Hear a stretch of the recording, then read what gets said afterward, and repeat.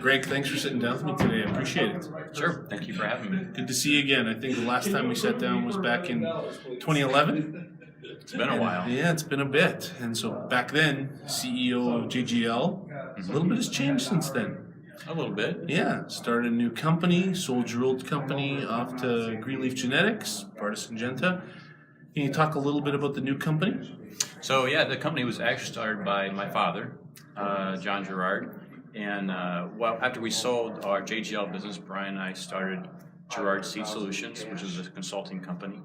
And then my father started up JoMar Seeds, wheat licensing business. Okay, excellent.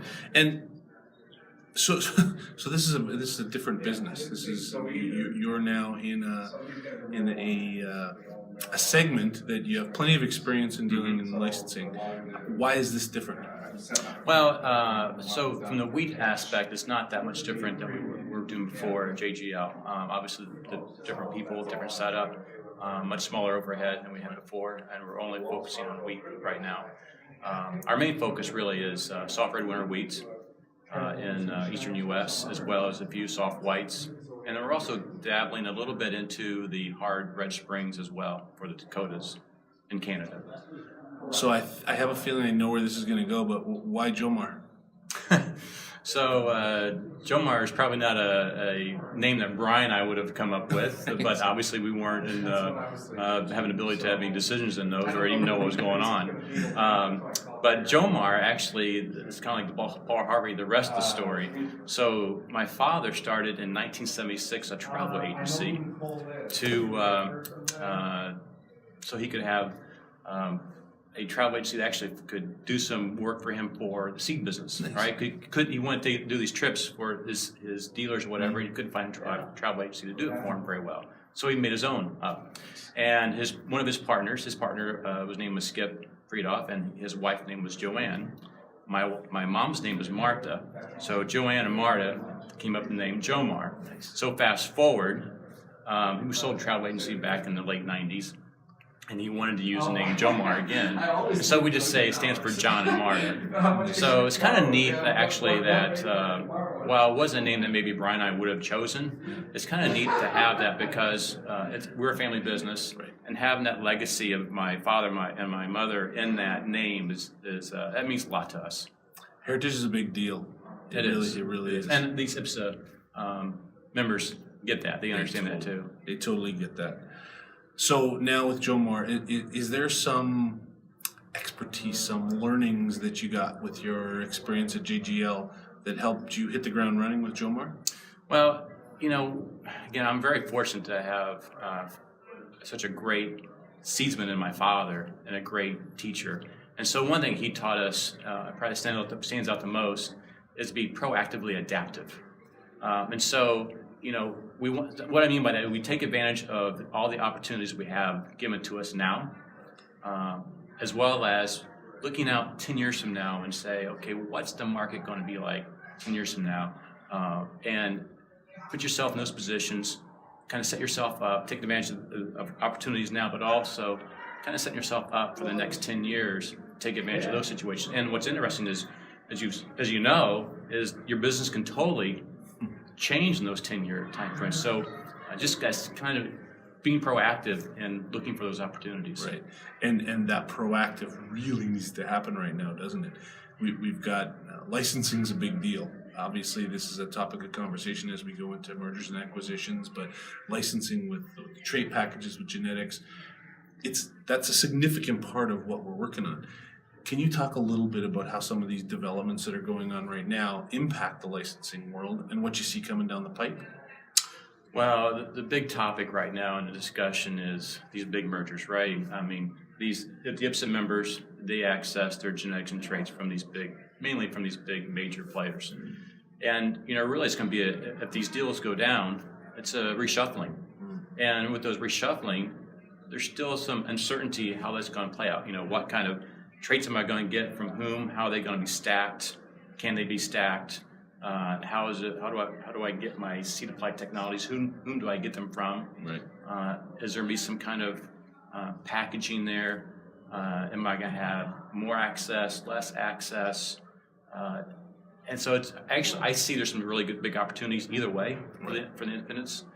The one thing about the licensing, I think the major companies have understood that licensing is important to them. There's only so many farmers who are going to buy a certain brand, and we see that in every aspect of society, right? That's why we have a lot of car brands, and we have a lot of food brands, and same with seed brands, and farmers want to buy from the person they're comfortable with. And so they see that in order to get additional market share with their genetics and their traits, they need to license that out. And that's where the IPSA members come into play. And that's actually where I play a role in being one of those players. Nice. Creating some options. Creating some options, yes. Right. 2017, we're just getting rolling. What do we look for at a JoMar for the next 12, or for this coming 12 months? Well, the thing probably we're most excited about is when we started licensing these new wheat lines, we really have a new opportunity because these new wheat lines that we're licensing out really are the first batch of high-yielding, scab-resistant varieties. And scab resistance has been around. Adding high yield meaning top-end yield with it has been very difficult. And so these lines coming out really are first to the market for something like that. And so you're talking about when we see moderate to heavy pressure of scab in wheat, when you add these FHB1 genes and other genes to scab-resistant genes to these varieties, we're seeing a significant reduction in amount of scab infestation. So that's great news for the millers and bakers. That's great news for the farmers who get a value for that, and it's great news for the seed companies and for the originators who developed them. So we've talked about mergers and acquisitions. We've talked about some of the technical side of your licensing agreements. What outside influencers other than that do you see that are going to play a big role for the coming year to 5 years? Well, so yeah, you mentioned the mergers are a big deal. I think there's a couple outside influencers, and maybe it's not 1 to 5 years. It could be, and that's this. We need to be much better at proactively telling our story as a seed industry, and also as an ag community. So I think it includes farmers too, to the general public. You see in this tension between a public who's more or less ignorant or just not knowledgeable about what we do in the ag community. And the ag community is pretty self-closed. We talk to each other. We don't talk to the community. So we need to do much better telling our story. Unfortunately, I'm part of the communications team, ag communications team for ASTA. Right. And so I'm learning a lot as being a part of that. But as you heard at some of these conferences here, some of these sessions, that we need to do this peer-to-peer. It's not going to be one big advertising thing. It's not going to be the big biotech companies, advertising the benefits. It's going to be us as seed people and as ag people talking one-on-one with our friends and our neighbors about the benefits of what we do in agriculture. Because seed industry, I've always said, is the most important industry in the world. Right. Everything starts with the seed, and it's great to be a part of that industry. And we need to tell that story. It's a great story. Perhaps the thing that I would tag onto that is, if we're going to tell the story, we better get good at being storytellers. Yes. And I don't know that everyone naturally has that skill set, but I think it's one of the things that as a seed industry we could work on. We could challenge each other to become better at storytelling so that the stories that we do tell become that much more powerful. Yes, and look for ways to engage with people, and not in a non-combative way. We don't want to we don't want to communicate that this is wrong, this way is wrong, this way is right. Just communicate the positives of what we're doing. And what we talk about in our communication is not pro-GMO, pro-organic. It's coexistence, right? We want coexistence. Our ASTA organization represents all of those players, and there's a market for all of that. But we want everything to be science-based and be factual, and what's beneficial to the consumer. Yeah, agreed. You know what? Those are all my questions. Was there anything that I didn't ask you that you think's critical to the world right now, Greg? Not critical to the world, but I would say for those who are seed companies who have not attended the IPSA conference for some time, it's definitely worth coming to. This is where we are, as you can see by the backdrop here. And, my wife is an educator, and she always talks about having a growth mindset.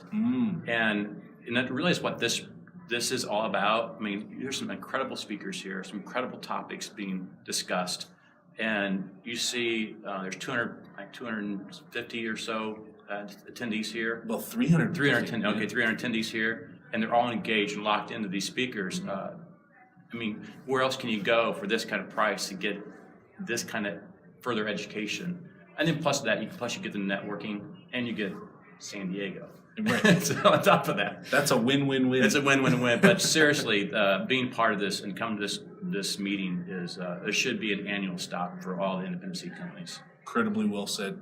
Thanks very much. All right, thank you. Good to see Appreciate you. it.